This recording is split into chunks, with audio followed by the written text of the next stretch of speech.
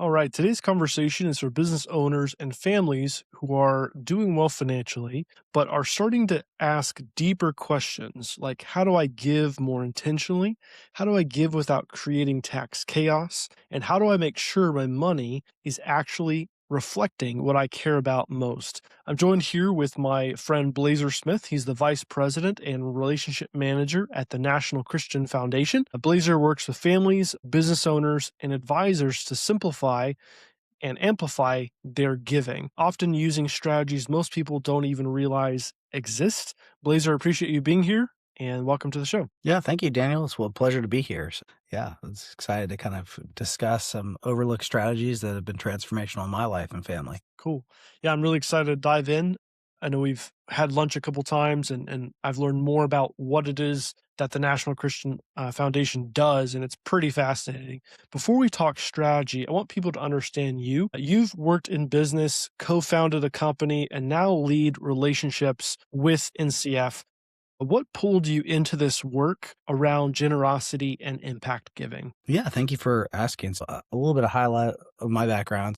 Worked in Capitol Hill for a few years and started a safety related business producing nonwoven supplies. So, any types of garments that are plastic or disposable that you can use for food manufacturing, chemical, or medical. So, sold that and grew that to a few million in sales. And then, about, I would say, 8 years ago, my financial advisor and my attorney suggested that I give a portion of my inheritance away because the way that I had a small inheritance that due to the complexity of the structure, I had received it a long time ago, but I only had access to it, you know, about 8 years ago. So my cost basis was relatively low, meaning that the gain and the appreciation was significant.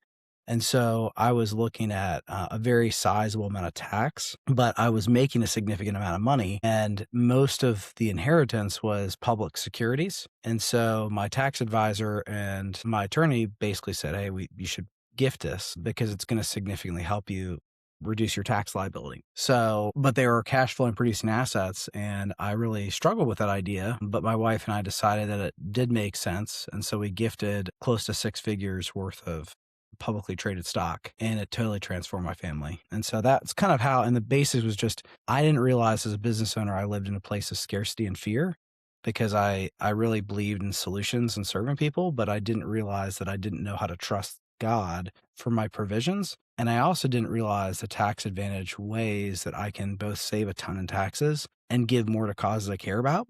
And it was just a very powerful experience. That's really fascinating. I know with giving, there's a whole strategy around giving when it comes to tax advantages that most people have no idea exist. So definitely want to dive deeper into that.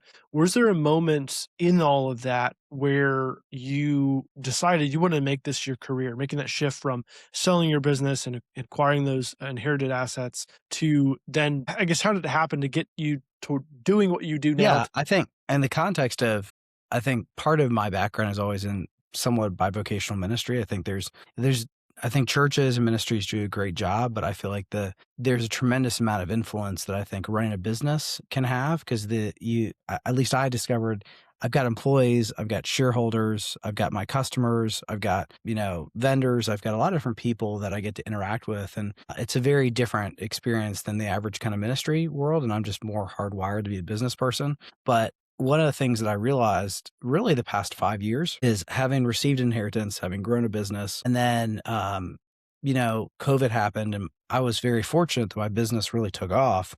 Many of my friends went bankrupt. And so I think the disparity between wealth, that there's a lot of people that have done really well. There's a lot of people that are really struggling. And the three most important things in our life are the three most things that we talk the least about. So, God, relationships, and money can shape everything in one person's life and perspectives, but there's very few people that can engage with those from a place of excellence holistically. And I never wanted to work in the context of ministry, but it's been really life-giving because I work with some of the most intelligent, gifted people that manage billions of dollars and do lots of things and are incredibly generous. And they're thinking about innovative ways to give more and make more And this is one avenue that they're able to do this. But I also realized I would have never anticipated that my marriage would be transformed by giving stock. I mean, it's kind of crazy, but there's a whole host of different things that happen when someone becomes awakened to what's possible. So yeah, I'll kind of dive into it, but I don't want to talk too much because I know yeah. Yeah, no, I love that. And, as a Christian entrepreneur, you're a Christian entrepreneur, I'm a Christian entrepreneur too. Those that are watching this YouTube video or this interview to be aware of. And I think too often those that maybe even call themselves Christians, a lot of people that aren't Christians that don't understand, if you love the Lord, it doesn't mean you need to be in full-time ministry. In fact, as believers, regardless of what you're doing, we're called to work as unto the Lord and not unto man. So whatever you choose to do with your career, that is ministry. It's your work ethic, your integrity, how you are treating people. Those are all things that should reflect the love of our Lord and Savior Jesus Christ. And God needs His children in the business world.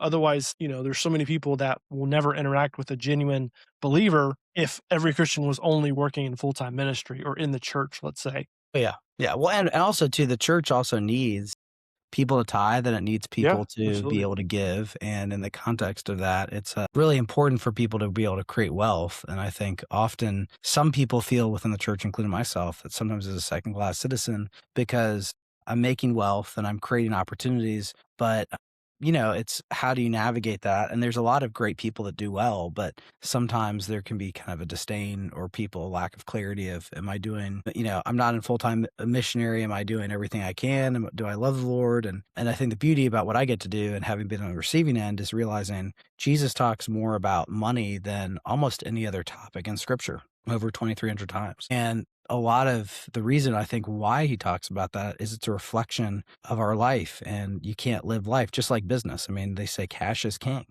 And I think fundamentally, there's a whole lot of things that many business owners don't realize because I think the number one problem I hear most people say is, I just need capital. What most business owners need is leadership, just like the church. Yeah, It's like absolutely. you look at where capital flows, it flows to people who have had successful exits and know how to allocate and operate. And one of the things that's been really eye opening to me in this kind of role, there's a friend that says, friends don't let friends give cash. And it's kind of funny, but in the context of there's most people kind of operate in either in their faith or in the context of business, playing it safe of like, I'm going to operate in my box because it's really scary sometimes to go and think about, well, I've never done this before. I'm going to give cash or, I'm going to give stocks or I'm going to give a portion of my business or I'm going to do this. But it's the same deal of raising capital. Like I remember it took me a really long time to raise money. And then I met with people who are older than me, wiser than me, and it's a different education, but they operated from a totally different perspective. And I had to learn how to build that muscle of just like leveling up. You go from 2 employees to 5 employees or 5 to 10, and then there's a certain point where you're like, "I don't even know what I'm doing. I need some help." And I'm frankly grateful that I had other people come alongside me and kinda shepherd me in their journey of generosity, going from maybe I'm giving 2% to 10 to 20, and I met some people that have given away 95% of Wow. their income or their net worth, and it's like, I'm not there, But I wanna be around people that are thinking creatively and innovatively about relationships, their time, their money, and their faith. And whether it's giving, whether it's investing, whether it's operating, a lot of those skills kind of go hand in hand with one another. That's incredible. Yeah, I know scripture says that God loves a cheerful giver, and he who's faithful in little will be faithful in much. In business, and in the Old Testament, I think it's in Ecclesiastes, it says, time and chance happen to all. So even in the context of God's sovereignty, there is still an element of luck in business that exists, and that's scripture. It's backed by scripture, and so I think that's part of the reason why. And obviously, I'm not God, but I can, from my understanding of scripture, I would say that even those that are not believers can be very successful in business. I think part of that is that leadership aspect. It's like they're capable of stewarding people or money well, and they're rewarded for that effort, that skill. But even more so, how much more will God, I believe, reward those who are faithful to him in his way of doing things. So Yeah, there's a lot there, of course, that could be a whole conversation by But itself. yeah, there's so much. The more we dive into it, the more like, I mean, it kind of reminds me of there's very briefly a vignette. So there's an acquaintance. So he's not a close friend, but we have many friends in common. And he spent a year when he was a freshman in college reading everything he could about money in scripture. And he left terrified of becoming wealthy. And also, he really wrestled with, I feel like I'm supposed to go into business, but there's so many things about admonitions against becoming rich. And you don't often hear this, but he decided that he was going to tithe personally and on his business income if he ever had the opportunity to own a business. About his right before the end of his senior year, his parents sold their business and they basically said, "Hey, you can be a missionary and we're going to give you the proceeds, or you can run it and we'll do some sort of leverage buyout." And he decided to basically buy the business, and he implemented that principle of tithing 10%. But then him and his brother, they've never had an issue with money. They've never had an argument, a conflict, neither his wife. And that 10% is now, I think it's about $650 million annually. Wow. And when he was at, I think about 300 million or somewhere around there, um, he decided to gift 99% of his business, and he turned it into a charitable trust. And it's totally transformed his company, his life, all these things. And, but it's like there's a little, that sounds really overwhelming for me and for many different people. But when you're around him and you're around his kids and you're around his wife and you're around his employees, it's like, wow, I want to be like those people when I grow up. But that principle of where can I grow spiritually, relationally with God? And maybe it's giving 1%, maybe it's, giving stock, maybe it's just thinking more intentionally about how do I bless people with the things that I have, or how do I share what God has entrusted me in the context of my business. And we're all on a journey to grow closer to our values, and it's a challenging, lonely process. But if anyone's hearing this, they're not alone. And I think for most of my business career, I thought I was like alone. I'm either failing or I'm better than other people. And the reality is, I'm exactly where I need to be. And I think my sincerity and humility, God meets me in that place. Whether so it's just giving $5 away or it's giving billions of dollars away, how free do I want to be is a question that guides me in the context of my journey of generosity to think through these types of questions. Absolutely. And you mentioned you started hanging around some older, wiser men in your life, and I think that's such an important detail, and that, definitely not a I mean, the health, wealth, and prosperity gospel is false theology for sure. Like, God calls us to be generous, but he's not a genie. He's not obligated to bless us. A lot of times he does, bless us financially when we're faithful and generous, but he doesn't have to. But I think more importantly, I mean, he cares about our heart more than anything. But with that, is the wisdom aspect. I think a lot of that's an aspect of our faith that doesn't get talked about enough in the church today, is the idea of pursuing knowledge and wisdom. And I think when you give generously and sacrificially, it requires you, to think Yeah. more creatively and strategically, giving with faith, but it's not like, okay, I'm going to give and then God automatically is going to give back to me so I don't have to work hard or learn more anymore, right? It's no, I have to continue working hard, continue to pursue knowledge and wisdom and grow in my skills as an entrepreneur and leader. And as I'm faithful in all those things, as God sees he can trust me with more, then, we'll level up, in our career. I want to ask about, you mentioned how making that decision to give all that money away when you inherited that big chunk in the form of stock, how that was a hard thing to do, but one of the byproducts of that was how your marriage was blessed. Yeah. Can you elaborate on that? Like, what Yeah, happened? I think one big thing is that we all hit different moments and milestones in our life, and I think one of them for me was I grew up in a very generous home, but I think money was a taboo topic. Often we didn't discuss a lot of that, and so there's this weird sort of thing, and so I kind of didn't think that I had a scarcity mindset. My wife, on the other hand, had a major scarcity mindset because her father was a professor and things were always tight, and so while they're also entrepreneurs in our family, we both had the scarcity mindset, and mine looked very different. But when I gifted away, one of the things that became apparent is there was, when you start talking about, a large sum of money, one thing that's surprising is is everyone going, is this going to affect my relationships? And that's a kind of humbling and embarrassing thing, but an important thing. Another one is, am I unified with my wife? I never had to make these decisions until I was really intentionally giving. And I think then the other thing is like, am I being a good steward of the resources and time that have been trusted? It's like with this inheritance, like this isn't mine, and I never viewed it as such, but I felt at first I did. And then I quickly realized I wasn't.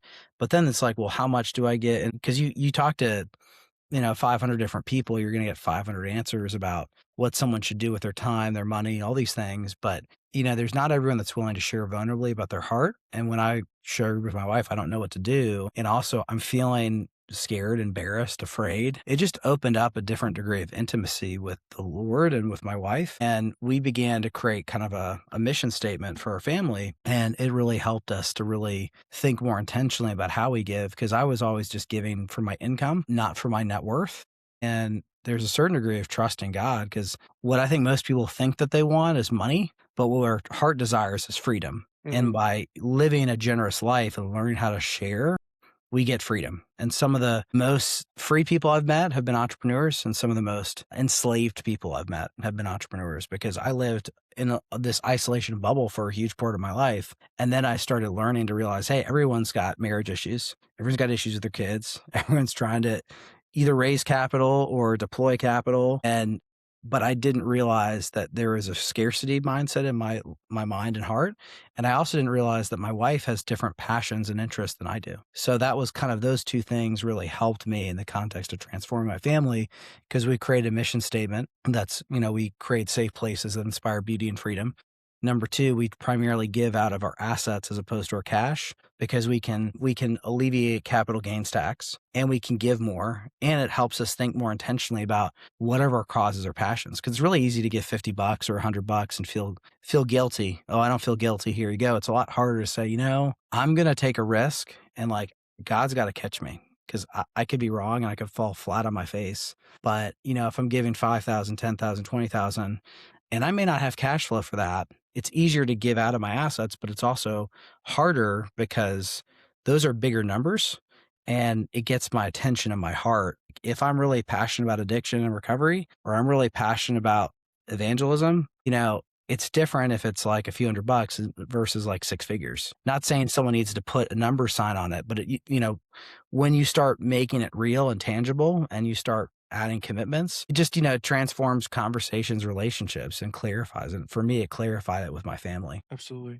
I work with a lot of business owners that want to give, but hesitate because it might feel complicated beyond just giving cash, or inefficient, or even risky to their cash flow, like you kind of mentioned. From what you see, why does generosity feel so hard for some successful people? I think it feels hard for a few different reasons. I think anyone who's done well has a target on their back, and it's hard because if someone's making 30,000 versus 300,000, may have the exact same heart. I think we're all moving from a place of fear towards peace and love and truth, and we're all on this journey of generosity. But there's a difference of perspective, at different levels, and some of it's imagined, some of it's real. But I think it's hard to know who we can trust, because if you haven't run a business, or you're running $100 million business versus $1 million, there's different levels of expertise and understanding. And so number one is like, I think being taken advantage of and knowing who to trust, who has authority and expertise, is number one for me. I think number two is it's a lot of work. There's not a lot of, it can get really overwhelming of, I have to give here because of expectations due to my business or net worth or certain things, or I'm really interested in this thing, but I don't know if I'm passionate about it, right? Like hey, my friend's involved with this thing. I want to support my friend, but I don't really care about that, what he or she is doing. This is my calling. Like, I'm a passionate about this thing. It's often disorienting because the community element. So community is a huge component of who do I trust, who has experience and authority in it. And then the other is just solutions. I think that the benefit of what I'm doing. So I had a giving fund with NCF. I work for the National Christian Foundation, and I set up a giving fund because I get one tax receipt for all my giving. So if I give to 5 organizations or 5,000, I get one tax receipt. I can give cash. I can give gold, silver, stocks, interest in my business, real estate, any of those things. And it's relatively simple. And I just have to have an appraisal, and I've got to fill out a form. And then I basically gift it to this charitable checking account and, I can get a tax deduction when I gift it, but then I have advisory privileges over when and where it goes. So for me, like this tool is really powerful because I can get one tax receipt. I can give anonymously, I can give cash or assets. But many people don't know because it's not, a lot of financial advisors aren't incentivized to have that conversation. Many attorneys and accountants don't always know because giving is secondary to growth of a business, right? Like you need money to grow, but on the tax advantage component, it's just really powerful when you think about one receipt, giving anonymously, and then the structure and the tool to be able to think creatively about what are the things that I hold and how can I make tax advantage decisions to grow my business. And I think long-winded answer, but community is one, strategies and solutions are kind of another, but a lot of it's just who you know, right? I mean, like we all kind of make decisions on the basis of who we know and our relationships. And there's just not many people and examples that are very, very open because it's countercultural to say, hey, you made a bunch of money, give it away. Or, hey, have you thought about this strange thing like gifting shares in your business? It may transform your relationship with your kids or your family or your community. Like not a lot of people do that. Interesting. Yeah, so I want to talk about what is the National Christian Foundation? If you had to explain it to somebody who had never heard of it before, what is it and how does it give people more effectively? And you also kind of alluded to the donor advised funds strategy. If you could Yeah. kind of touch on that as well. Sure. Yeah. So very briefly, since 1982, National Christian Foundation has been in operation. So we basically exist to help people make the most of what God's entrusted to them. And we do that through innovative charitable solutions for families, financial advisors, and business owners. Specifically, we provide charitable checking accounts or donor advised funds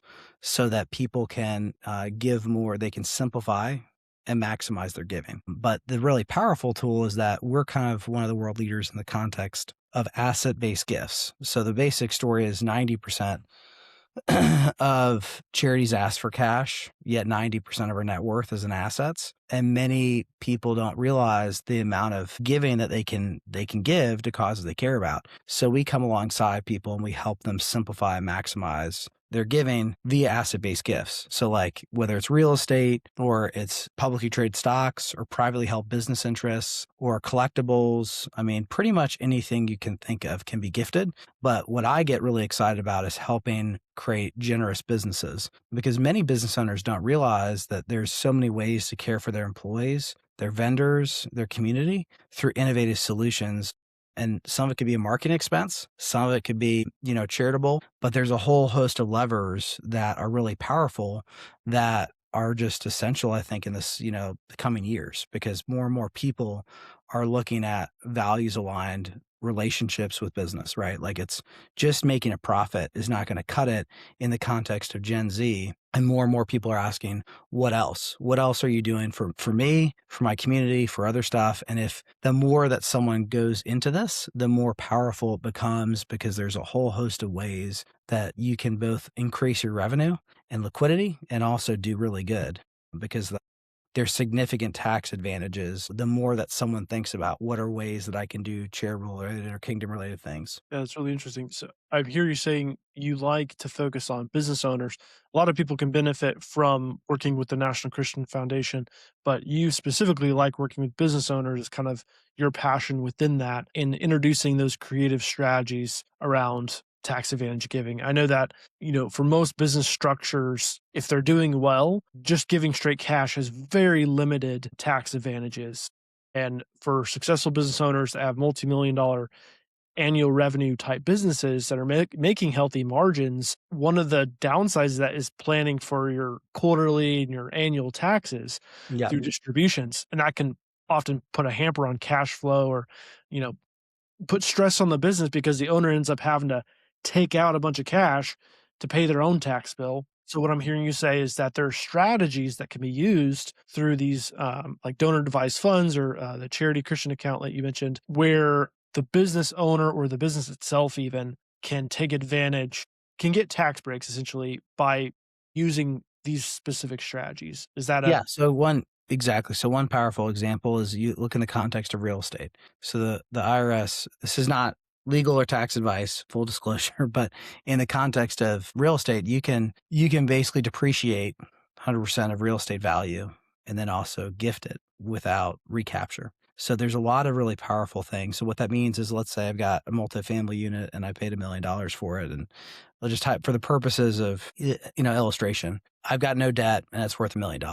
Well, if I depreciated that significantly, normally if you sell that within a certain period of time, there's recapture if it's not within that. So if I've just purchased it immediately 1 year and I depreciate it, you have to pay recapture if it's within that period of time. If you gift that portion, so you could gift 1%, 100%, you don't have to pay recapture, but it's really powerful because, it can create many endowments. So let's say, there's a whole host of really complex things, but to make it super simple, if you have real estate and you've already gotten some tax advantage benefits, you can gift a percentage of that if you got an appraisal. And even if there's no cash flow, you can deduct up to 30% of your adjusted gross income for that business or for yourself. So in the context of real estate where there's no cash flow, you have an asset that has a value, but now you just deducted 30% that is now you're not paying tax on that. So you're actually gaining, a tax benefit by not having more liquidity. So it's a really powerful tool for business owners that are thinking through, okay, how do I structure things? How do I want to do this? Or I want to start and do a bunch of other businesses. You can use this concept to also free up liquidity for other deals, which is a longer conversation than we probably have time for. But the power is that in the context of unlocking the asset value of things that you own for your business and to fuel growth, it's a very powerful tool and strategy. Now, there's the limits, obviously 30% is what you can deduct in a given year. But again, in the moving from your head to your heart with your business, having a missional focus for your business to clarify that for your marketing, for your employees, for yourself is powerful, but also just minimizing taxes and being able to open up some liquidity on your P&L is also really powerful. But a lot of these things come down to what is someone trying to do and moving from the heart to the head or vice versa, right? It's like, that's my journey, is helping people think through, I either want to see this impact, I either want to pay less in tax, or I really want to do some cool stuff. But just like anything with business, you have to start somewhere and work your way through a process of clarity and refinement to get to where you want to be. But the thing I love about it is just, it's like a muscle, just like anything. And there's a almost limitless amount of opportunities when someone starts to begin to think about, wait a second, I could use this real estate to fund mission work in Haiti, or I can use this to reinvest into other multifamily deals or other sorts of service related businesses. Yes, yes, and yes, but it gets technical and complex. But to make it very simple, if you can unlock a massive amount of value you currently have by gifting a portion of the assets that you currently have, fraction of percent all the way up to 99%. And there's a lot of nuance in that, but that's kind of the high level. That's very interesting. It's really interesting where all of the impact that comes, all the results that come from proactive planning become very interesting when talking about giving in this way. We've talked a decent amount so far about the impact on the tax bill. You also mentioned the liquidity impact in your business being a possible positive outcome. Let's talk about the impact in terms of the giving itself. So, by giving in a more planned, strategic way, using some of these strategies that you're talking about, what are some examples of the impact side of that giving, or the control that the donor now has around their giving that they wouldn't have if they just gave cash, let's say, to Yeah, a sure. So I think one is in the context of, well, I think when you look at a giving fund related tool of, okay, there's greater flexibility. Well, with us, one of the things that our primary focus is, we're the National Christian Foundation. So people give secular and faith-based organizations, but our primary focus is really to help people grow in their faith. And so one of the things that we do is we really have conversations and engagement surrounding how can we help you give more to cause you care about, but also my role is to help understand and know organizations that may align with someone's passions. And the people are going to do whatever they're going to do, but the benefit with us is that we make sure we vet every organization to make sure that they're a legal C3 charity and that they're not antithetical to the gospel. And so there's rails in the context of making sure that there's values alignment with the organizations that people support. So that's one. And then number two is, I think a lot of it is also just, many people don't know what they can do. And by thinking through, hey, am I going to use my real estate? Am I going to use my public securities? Am I going to use cash? It provides, there's a degree of control and flexibility that's really powerful. So as an example, if you gifted going back to the real estate example, let's say you've got, $1 million piece of property and it's real estate and it's cash flowing and, it's doing, I don't know, 15,000 a month or something along those lines. I'm just making up numbers. Well, that 15,000 could be used like an endowment. So now every month there's a tenant.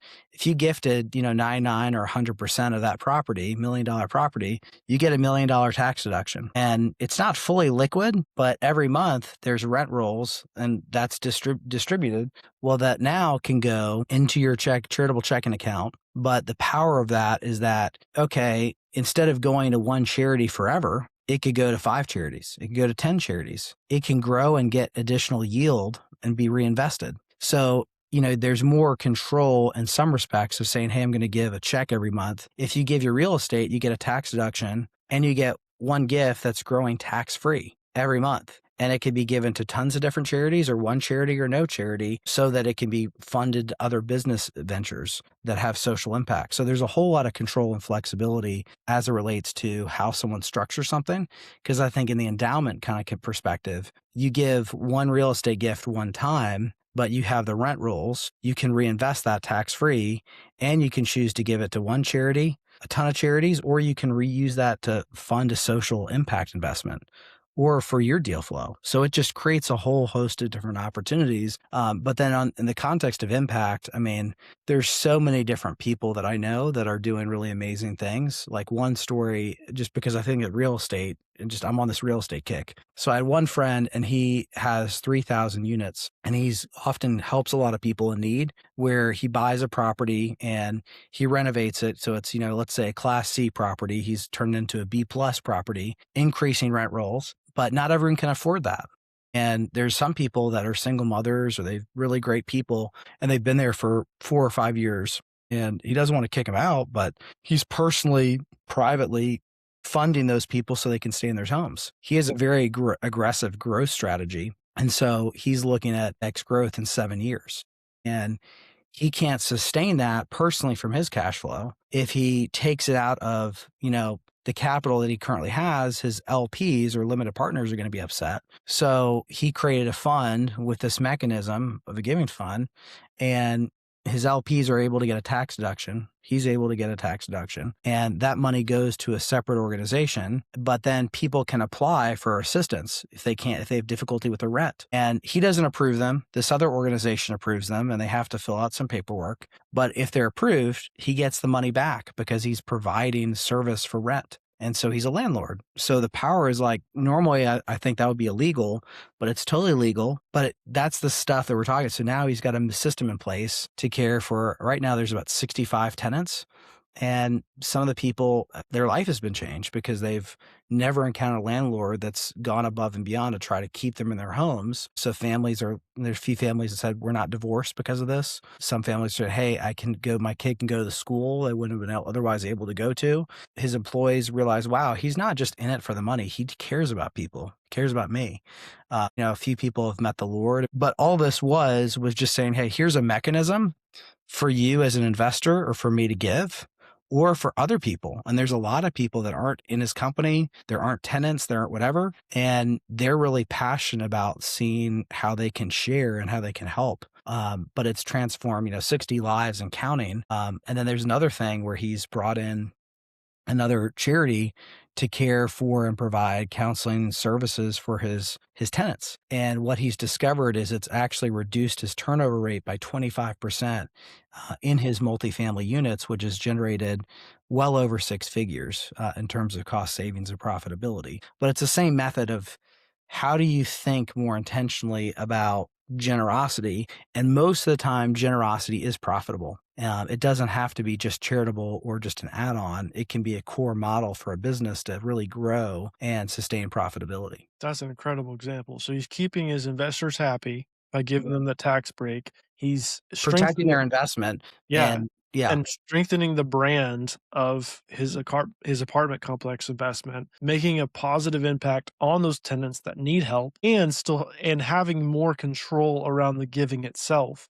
For those who are really good at investing and at creating and running businesses and scaling businesses, this sounds like it's an incredible tool to where when they if I- from my understanding, you're saying they can essentially, if by setting up this fund, they can donate to the fund, but now they have more control over the fund and it can make money grow within the fund Yeah. so that the giving itself can compound over time versus just a one-time cash gift. It's one and done. That's incredible to the impact Yeah, that. it's wild because normally cash, you get a tax deduction. If you gift an asset, you get, basically no capital gains and you get a tax deduction. And then the context of donor advised fund, you can gift assets and you can structure, mechanisms on am I going to use this to fund XYZ? Or so I mean, there's a whole lot of things. Now, a lot of people often ask, okay, so if I gift my real estate and it's not liquid or it's raw land, well, how am I going to give that away? And that's a really good question.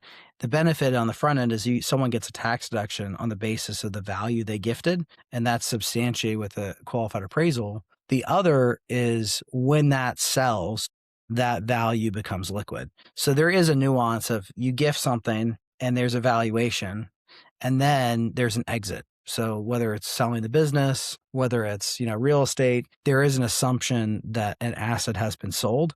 Now, some assets can be held for a really long time. We've got some that, gosh, they've been held for 35 years, 30 years. We own more businesses than any other charity in America, but we're a passive interest and we just basically we're trying to help unlock resources for the kingdom. We want people to be as generous as they can be. So we try to make it as simple as you can possibly do to give. And so, but we're sensitive to legality, but I think it's a really powerful thing in the context of if you give assets, you minimize tax and you can give more. If you give with a donor advised, you have more structure and you have a greater degree of opportunity to be able to kind of not control, but choose how you kind of operate effectively, if I'm making sense. Yeah, absolutely.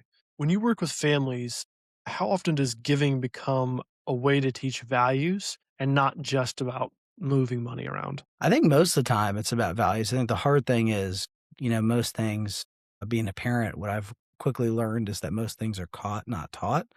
And, but so there's a lot of things I try to teach that maybe I'm not so good at. And my kids really quickly pick up on what's true and what's not true.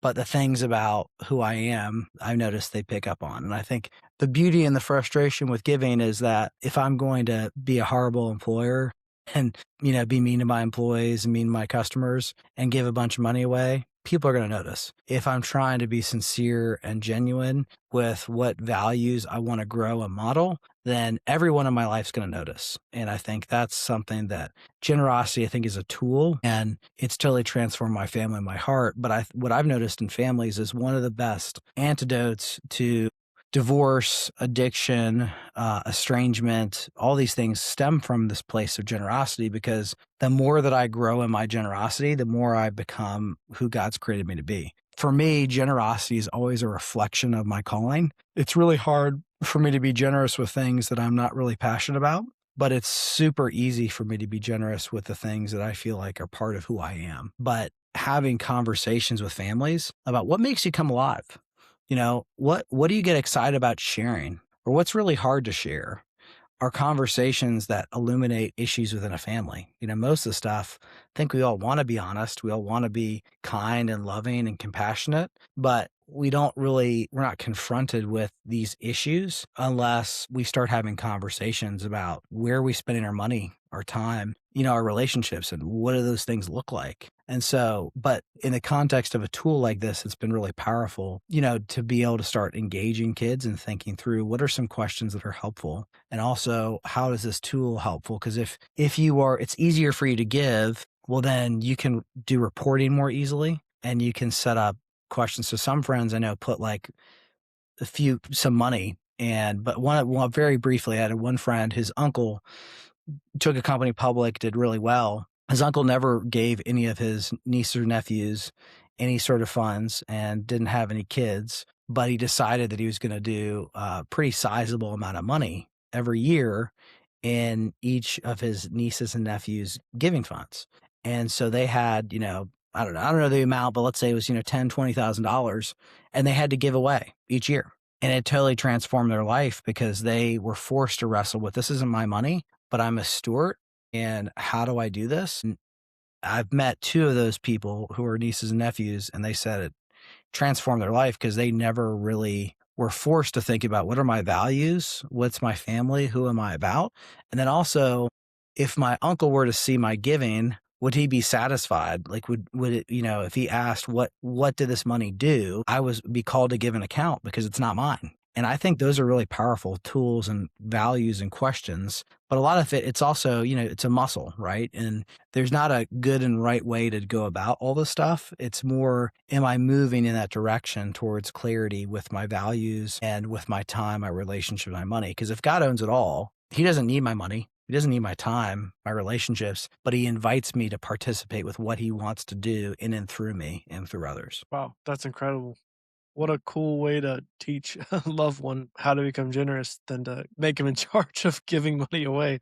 That's Yeah, really I mean, but it's kinda cool though, right? I mean, if it's like, "Well, here you go," like, because I feel the same. I haven't done that with my kids and they're pretty young, but I've started asking questions about sharing, because if I'm struggling to share something, there's some sort of issue that I often have in my own life, and whether I'm 3 years old or I'm 90 years old, we all are on this journey of kind of uncovering, discovering who we are, what makes us come alive, and we all have issues. Like sometimes we make a lot of money or we have a bad quarter and we lose a lot of money. But the same is true with generosity. It's like I think a lot of people put this burden on themselves of, I'm either really generous or I'm not generous at all. And we're all just kind of on this journey to figure out what works, because it's like so much of life is grace. I've seen kids that have, never been given anything and they're radically generous, radically successful. I've seen some people who are miserly and they've had everything and everything in between. But most people I know that are moving towards a place of, how do I live from how